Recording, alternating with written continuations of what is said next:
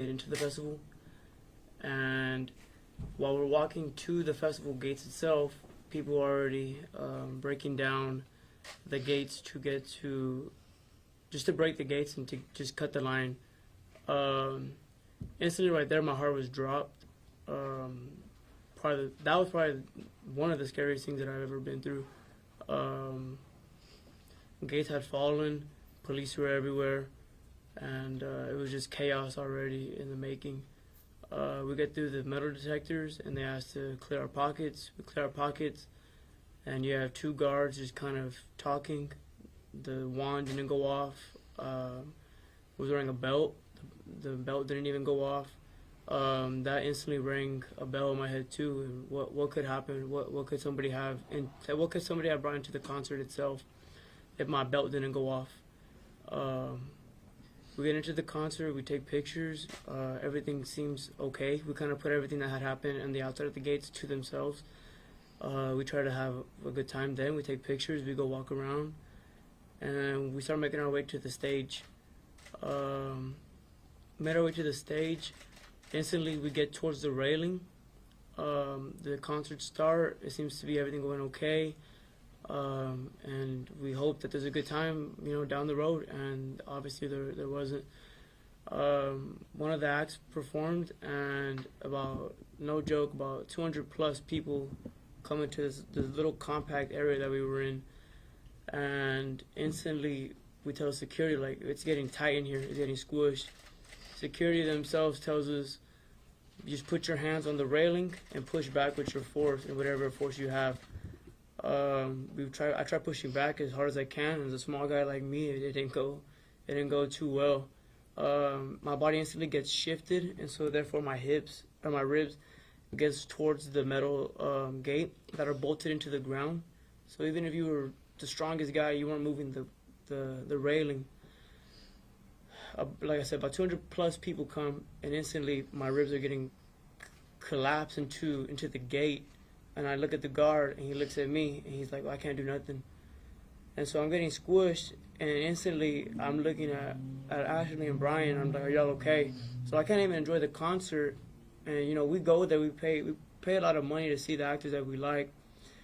And instantly, it's more of a fear. You gotta worry about who's getting smushed. Is your family getting smushed? Are you gonna get smushed? Can you even breathe? Instantly, the air gets too tight. And there's a little girl, probably 3 people next to me. And she's like, I want to get out. And it was the most shocking thing I've ever seen. Eyes were just wide open. She looked scared for her life.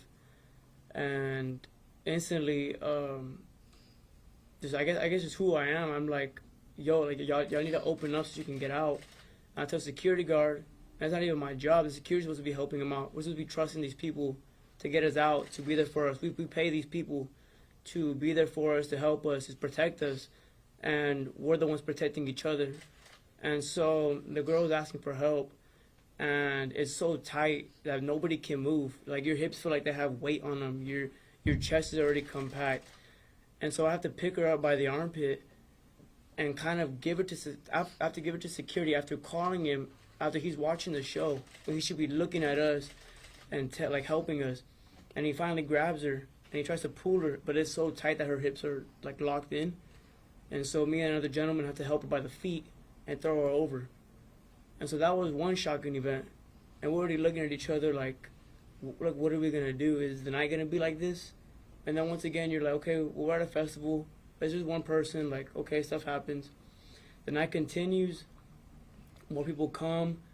And it's so crowded. And then we go to the actual main event, Travis Scott. And it's us 3. And it's my brother leading the way because he's the smallest. So we're trying to get, as close as we can, because you go to a concert, you want to have fun. You don't want to be in fear of, oh my gosh, what can happen? Instantly, people are like, it's just ruthless. People are too tight. They want to keep their spot, so we get lost. My brother makes his way to the front. We kind of get scattered in the middle, and we instantly already like this is too many people. We're like glued onto each other in such a way, and the night rolled like that.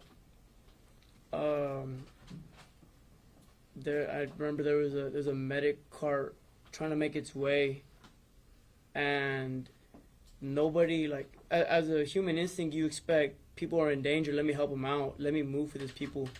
You can't even do that when the artist is there chanting like, "Are y'all okay? Oh, cool," and then he continues with his act.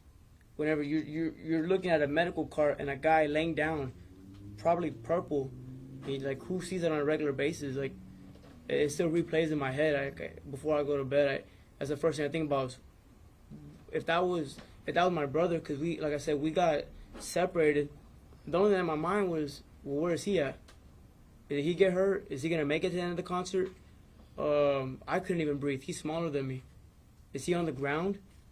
And then you see people on the ground, and the first thing you think is, what if that was me? How can I help? And so, as the night goes on, the air gets just real thin. And if you're not tall, you're not big, and your head's not up, you can't breathe. The concert ends, and we had a meeting spot, like, of where to meet after the concert. And so that took a while to even get to, because, like I said, it was so tight. It probably took me about 20 minutes just to find my dad. And that was scary itself. But in the process of walking to the meeting spot, a medical guy actually pushed Ashley out of the way, and then he's like, "Y'all need to move." And all you see driving by is a guy laying down and just doing CPR, and it looked like nobody knew what to do. And like I said, security, we were looking at another performance, and security, I told him, I said, "My brother wants to get out. Like, he can't breathe. Like, he needs to get out." And he said, "Sorry, people have been telling me that all day. We're not gonna let nobody want people out." Who does that?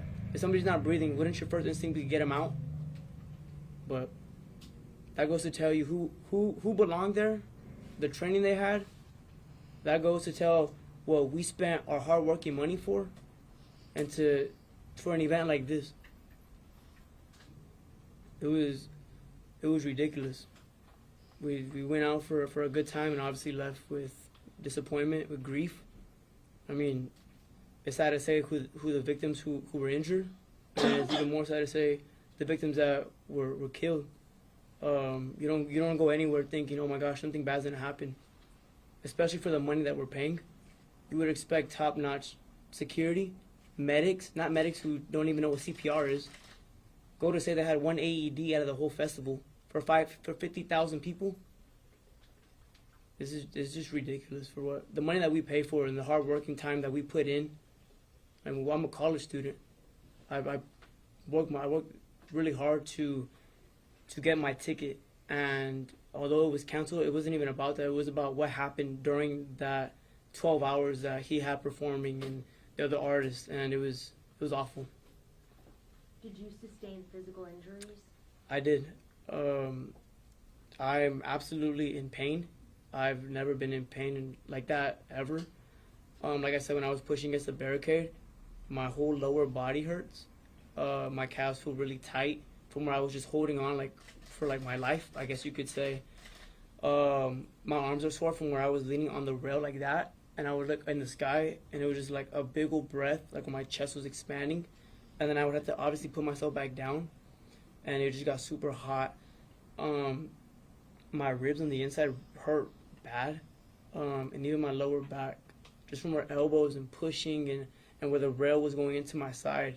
So this is, like I said, this is pain that I've never felt. I never thought I'd wake up in the morning and be out of breath, because every time I go to bed, I relive the concert in my dream, and it's just like, it's shocking. I call her in the morning and I'm like, "Look, I'm scared," and I don't feel like anyone should go through that. You mentioned do you have any physical scarring? How much is the concert? One moment. How much is the ticket? You talked about the price. The ticket, you wait in a queue, and so you're lucky if you get a ticket for about $250. Resale was shooting up to $400, even $800. And when he released more tickets, probably a month before the concert, they were right about $600. So did you go the first 2 years this concert? We went for the year before this, the 2 years before this, because it was canceled last year due to COVID. And why do you think it was such a disaster this year as opposed to the first 2 years when no one died? What was the main difference? They told them, it was a disaster the first year. Tell them why they were both the same. The first year was pretty hectic as well. You would think that an artist like that who gets paid millions of dollars, if not billions of dollars, would want to succeed in something like that that has his name on it. Especially because he's so big to the youth. Um, it was executed poorly. Like I said, you pay a pretty penny for giving your life into these guys' hands. The park, the facility, the security. I mean, a water for crying out loud was $5. You would think like I'm paying a pretty penny. We're gonna have a good time. We were gonna take pictures that are like look like we're gonna see our favorite artist. He comes around once a year. People pay a lot of money to go see him. Jonathan, tell them about the 2019 show, how they also stormed the gates and knocked down So the gates 2019 show, they did storm the gates as well, and there's footage of it, and it's advertised as Ragers, so to say.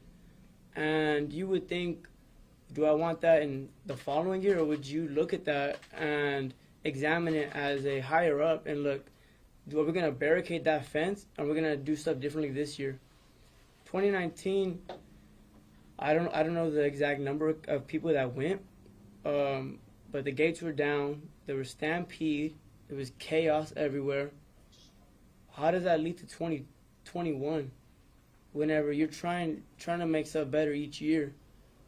I mean, security, like I said, by itself, you would think there'd be security top notch. Okay, 2019 went okay. Let's make 2021 like a year. Remember, he had a whole year to plan it out. He had 2 years to plan it out. How do you not fix what's wrong? Jonathan, let Brian go ahead and introduce himself. Yes, Go sir. ahead and take your chair. In your hometowns too, please. Why don't you give him your hometown? Where you I'm from Corpus Christi.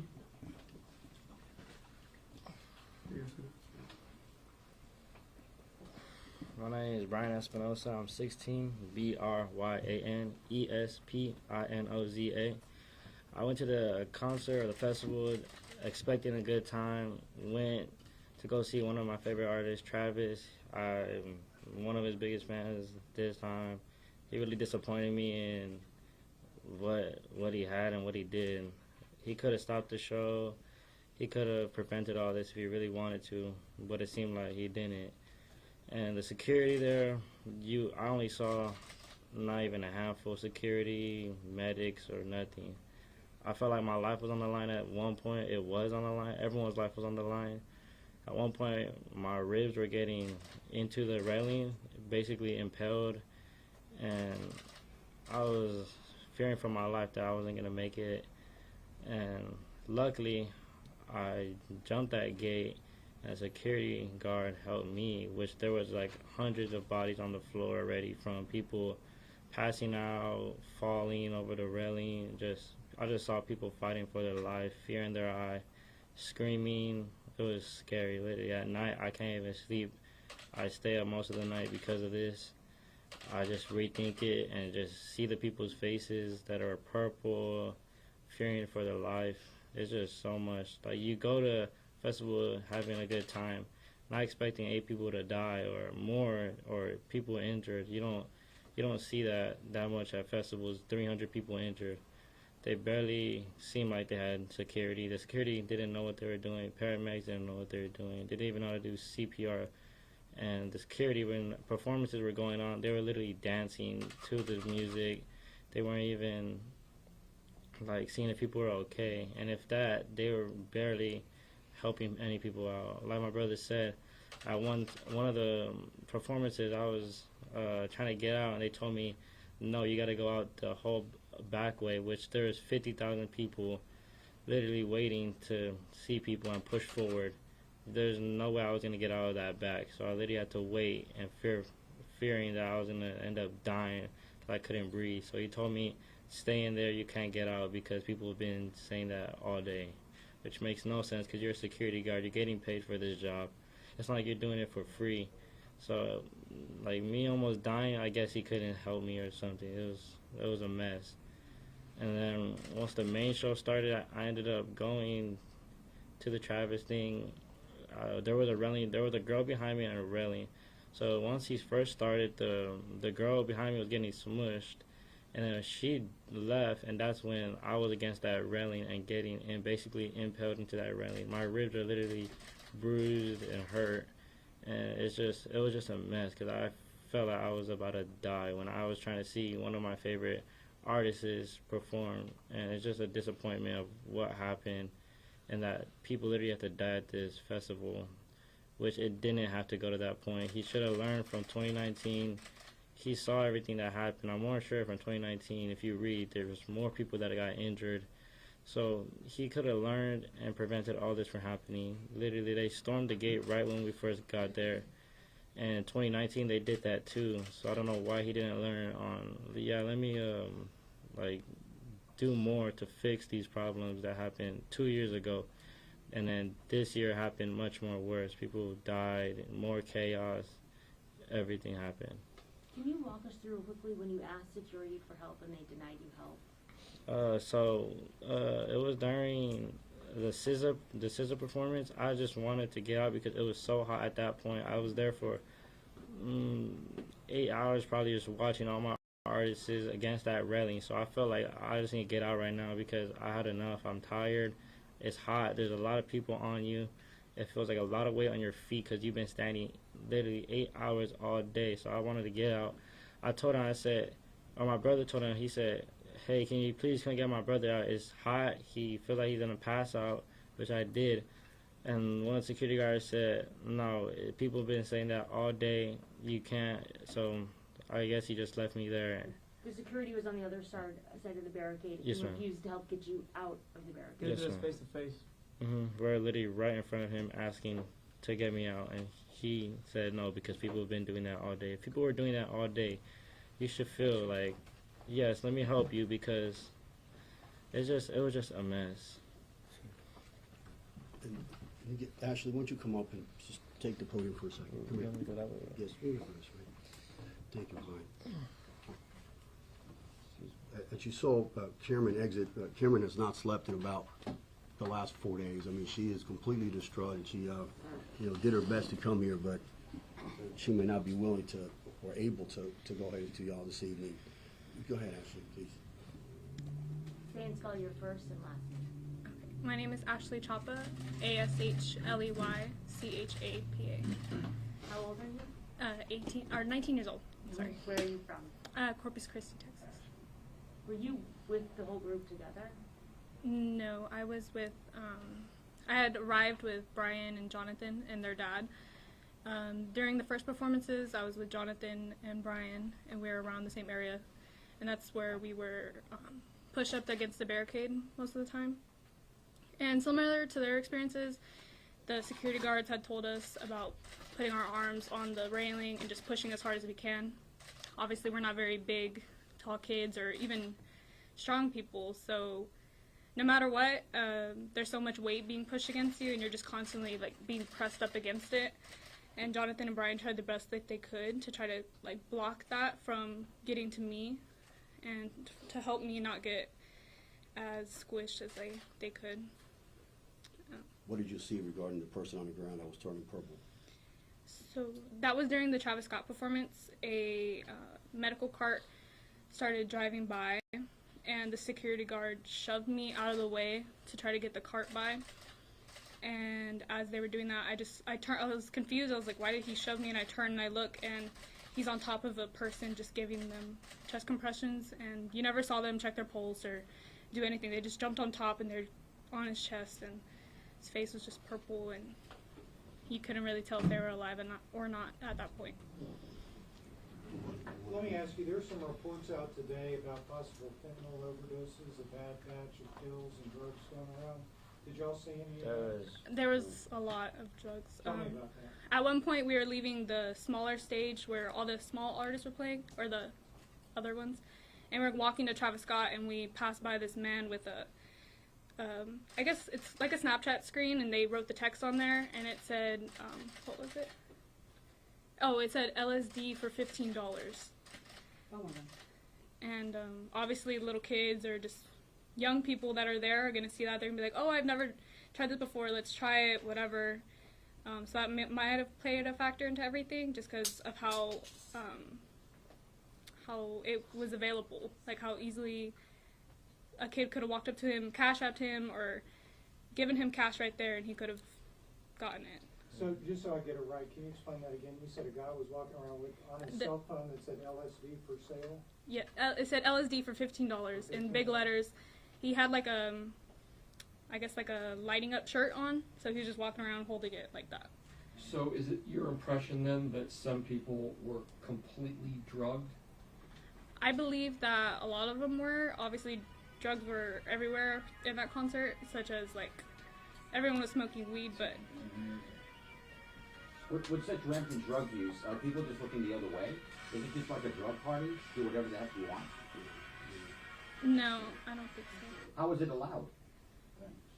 I think just like with the lack of security and the lack of like bag checking, like one of them had stated like we literally just threw our bag on there and they went like that and they walked straight through. So they didn't search for anything, they weren't looking for anything, they simply had security as, I guess, the least amount that they could. And all the people sneaking in, you don't know what they brought or anything like that. Do you feel like there was a lack of security? Yes, I believe there was maybe like 10 around us during the small stage, and I didn't see any during Travis Scott's set, other than the ones that I did see on top of kids. Let me get him so he can come in and kind of introduce himself to y'all as well.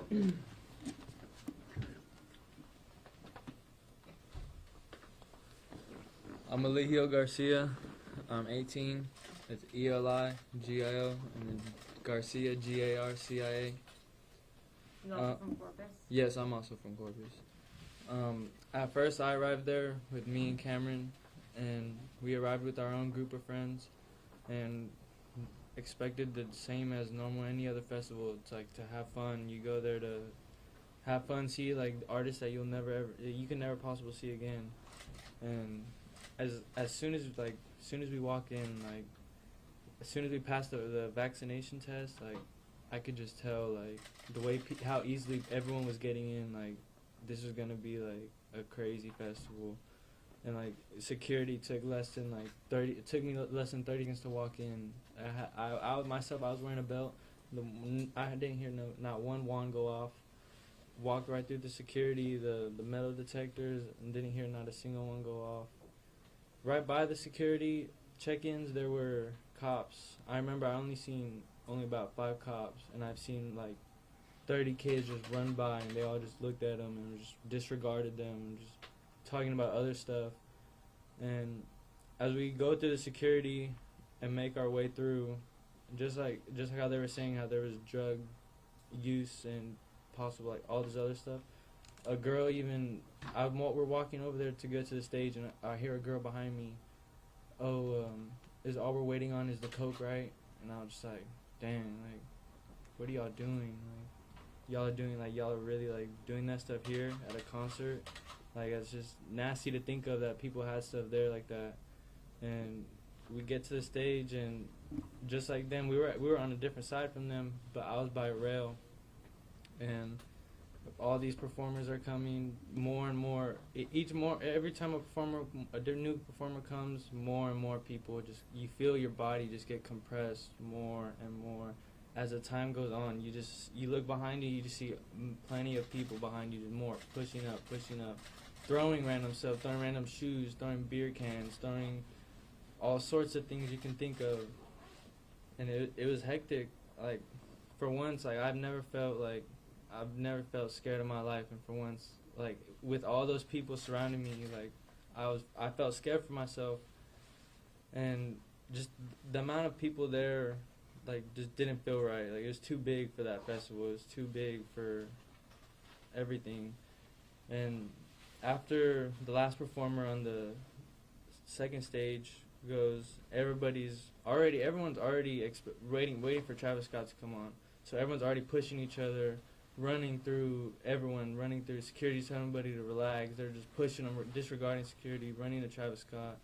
We reached to the Travis Scott stage, and immediately we're already in the very back, and we're like, okay, well, let's try and go to the front. We're trying to make our way through the front. There's people like, what are y'all doing? Like, stop trying to push us in. We're like, we're not trying to push no one in, like, we're just trying to go see, get a better view. and there's people fighting in there because someone's taking one person's spot, someone's stepping on someone's shoes, someone's bumping into them a wrong way because they're getting pushed around by so many people. There's waves of people going side to side, and all these people are like, bro, what do you push me for? And you're like, you can't say nothing. Like, you're just like, well, I'm getting pushed too. There's nothing you can do about it. And so we get to our spot. Travis Scott performs. He does his first 40 seconds in. Me and Cameron looked at each other. We're like, this is not gonna go well. Like we already knew like something was gonna happen. And as soon as the music just starts, like everyone's jumping, and you just feel your body like rising with heat. Like you can barely breathe in there. And then I remember I look behind me and I see it literally looks like a whirlpool of just kids and people like falling and people trying to reach up. Like they're reaching up for you. Like people, I literally heard people screaming like, help, like please help me. And I was just like, I turned around and I was like, well, I wish I could help them. Like, I wish I could like do anything I could do to help them, and I couldn't. And as I turn around and I see them, and I'm just like, okay, I don't want to be near that. So as we trying to move away, the wave of people just pushes us, and Cameron actually fell herself into the whirlpool, and like I had my left arm around her the whole time, and like for the whole concert, the whole day, I did not let go. And that 1 second I let go, like I just like knew like it was not gonna be good. And as soon as she falls, I just hear her screaming. Like I've never heard her scream like that, and it's just like a traumatizing feeling because like someone you love just like screaming for help, like for their lives. And I reach out to help her, and I just feel someone push me, and then I land on someone, and then they're screaming, and I'm just hearing constant people screaming around me, and I'm just like I'm just trying to get out for myself, and I get up, and I finally and I notice when I get on this, I landed on a girl. I notice her boyfriend's under her, and he's like just get her up, and I get up, and I remember seeing someone under him, literally face down on the ground, just under him, responseless, his face was just ugly. It just wasn't a good sight to see. And I go to pick Cameron up by her armpits, and she's screaming and screaming, and I pick her up, and from the amount of people under her, her legs are stuck in between two, and I see people holding onto her legs, trying for me to pull them up with her, and it's just the ugliest feeling, like knowing that people are trying to like hold on to her legs for their own lives, for me to pick them up. And then once I finally pick her up, we're like, we got to get out of here. Like we can't fall back into this pit. If not, like things could get worse. And we try exiting, and no matter where we try to exit, we're screaming for help. Also, we were right by the light boards. We were waving our hands at the light boards, waving them like help, like please stop, like to flash the lights at us at least to like show something.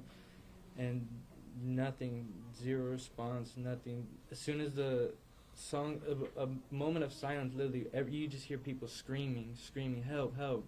And then seconds later, you just hear Travis Scott just start another song, and it just a nightmare. It's a whole nightmare that just continues to play every night in my head.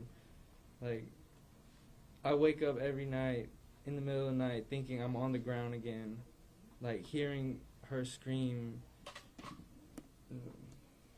These are some of the young people that we are currently representing. We just wanted them to be introduced to you so you can at least hear some of these horrific stories of maybe their awful experience that they had to go through in this concert. At this point in time, they've been through a lot. They had a long day.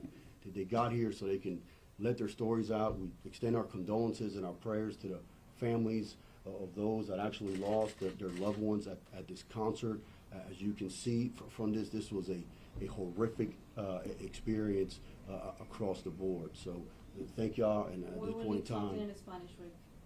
you got it. Who of them? Who speaks Spanish? ¿Quién habla español mejor? None of you? Ninguno quiere hablar español. Very little. No. No quiere hablar español tampoco. Estos muchachos verdaderamente son de familias hispanas. Todos vienen de Corpus y verdaderamente vinieron juntos aquí al concierto de Travis Scott. Y uno de los muchachos vino con su papá y verdaderamente el papá estaba ahí también en el concierto, pero dejando a los niños, que los niños sean niños, pues los dejó entrar a la parte delante del concierto. Y verdaderamente en ese punto, pues, este papá que no está aquí no pudo llegar a los niños en donde estaban. Y este señor, pues, en estos momentos emocionalmente, pues, se siente peor que peor, porque verdaderamente no hay otro sentimiento que se pueda decir en la vida que ser un papá o una mamá y ver a un hijo o una hija y en un lugar donde algo malo le va a pasar hasta perder la vida y uno no puede ir verdaderamente a ayudarlo. Eso es lo que pasó en estos momentos con estos niños y verdaderamente pues viajaron aquí a hacer la introducción con ustedes y si me puede dar un minuto con ellos, por favor, porque han tenido un día, pero bien largo. Gracias, and thank you all for coming. Thank you. I have one question. Who's this gentleman back here? This gentleman works with me. He's an attorney, so his name is Mr. Trinidad, and he... First name? Trinidad Zamora. Zamora. Could you spell that for me? Sure. Trinidad Okay. Zamora. Just have one last question. Was Travis Scott supposed to be the last performer? Was he scheduled to be the final one? Yes. He was scheduled, yes, to be the final one, and he played the entire set. 37 minutes? He played the entire thing. So While 8 people were dead? Yes, while people were passing right in front of him, they'll tell you there were kids that were being served out, basically passed out, right in front of that stage as he was sitting up there with a bird's eye view looking down, and he played the entire set. Never stopped it, knew fully well what was going on right in front of his eyes, because people were telling him, even backstage when they told him, hey, you have people that are passing out. This man may be dead. Fully aware, continues to play to the point where he says, you know what, raise your hand and give me the middle finger and let me know that basically we're okay and let's turn it up and let's do what you came here to do, after seeing the bodies floating right in front of his face. So you know what, he took gasoline into the fire. He made a situation to the point where it just became a nightmare for every single one of these kids, and he's as responsible as a culprit as anyone into what happened at that concert that night. How many feet were the bodies from him? Would you say?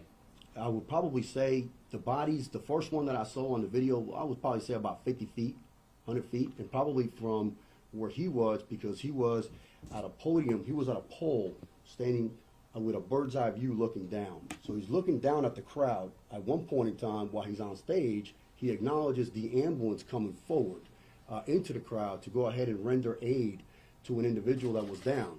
And on stage, you can hear him say it. He's like, what the F is that?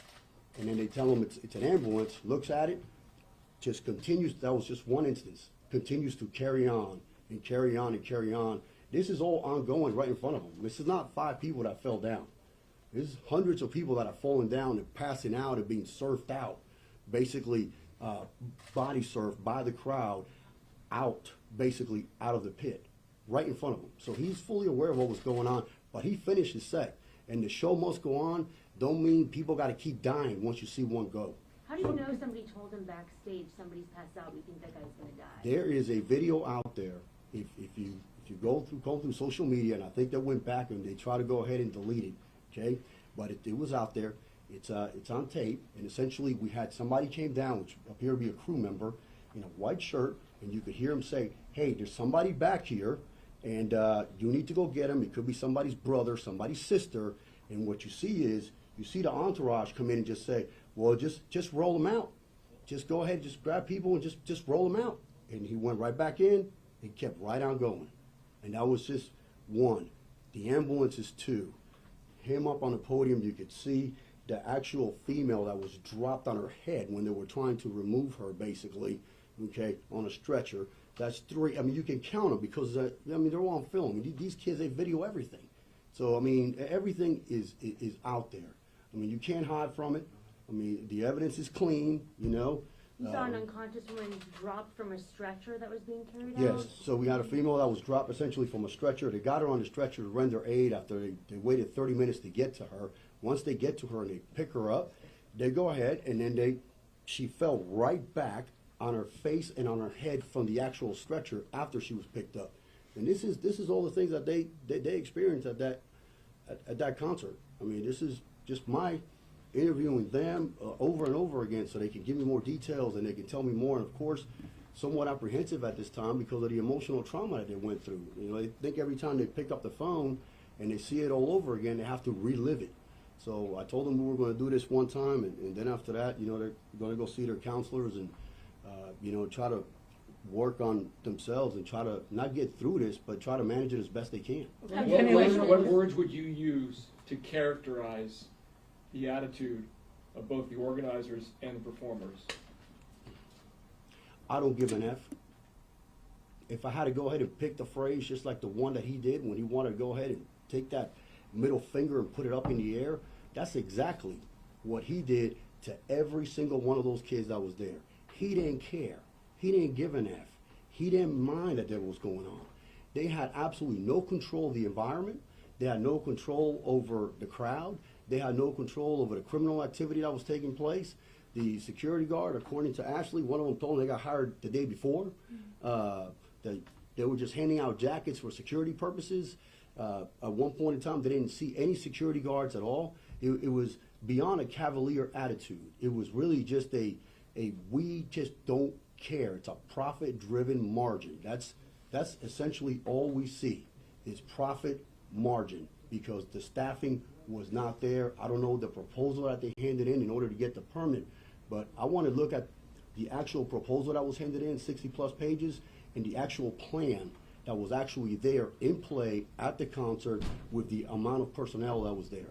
So have you filed a lawsuit yet, or you're planning on filing? We're planning on filing a lawsuit because right now what we have is you have possible, 13 defendants. You have maybe more. The issue is some of these defendants are, Ticketmaster or ticket holders, and these kids buy the tickets. So, again, we keep telling these lawyers that are filing these lawsuits, you have an arbitration clause in some of these tickets that these kids bought.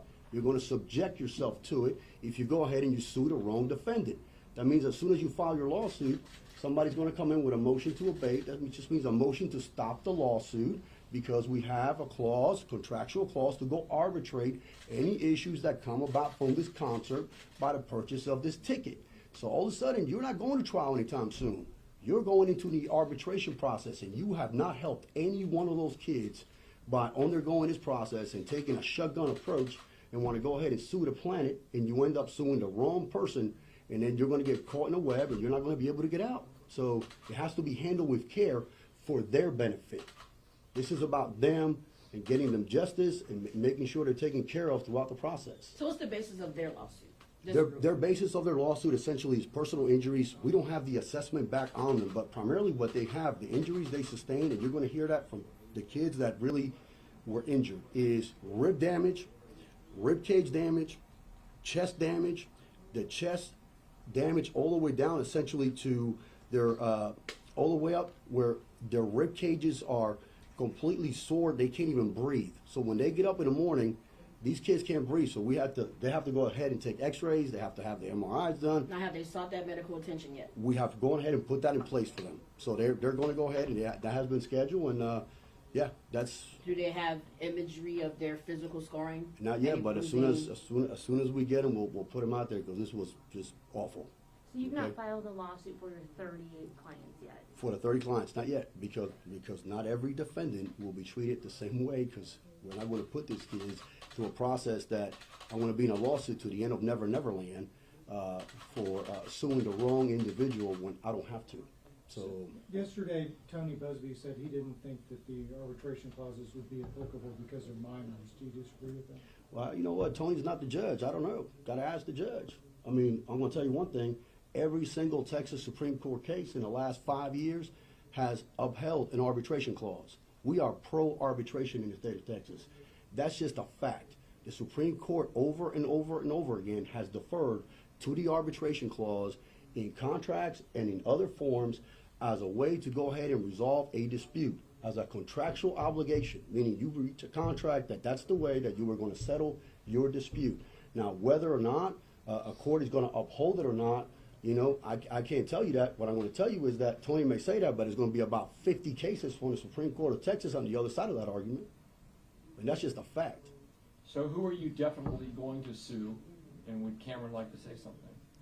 As of this point in time, that decision will be made tomorrow morning. We're going to have a meeting late tonight, and that lawsuit will be on file. But right now, we're probably looking at 4 of the more, how can I say this, the more convenient defendants that will probably not be on the list, primarily because of that reason.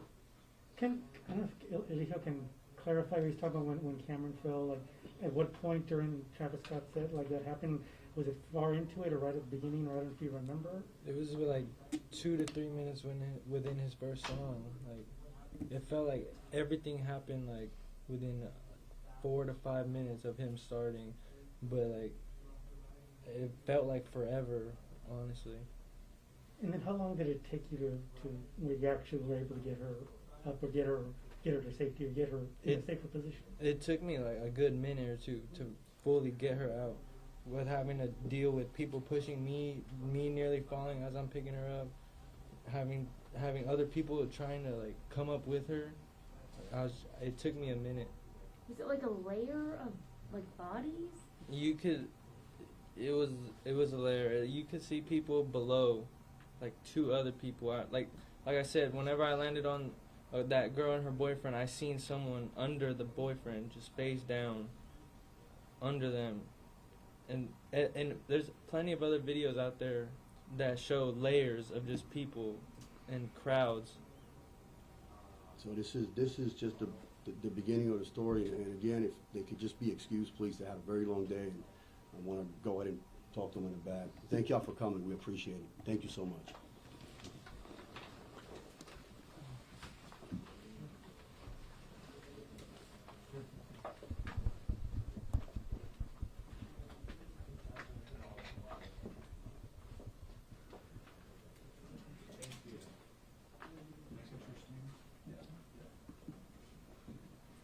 Can you open the door? It's hot. Yes, I think after I think after 5 o'clock they shut down the air conditioners. You guys want to be live from here? Yeah. Oh yes. You know, let me pass on the air conditioner.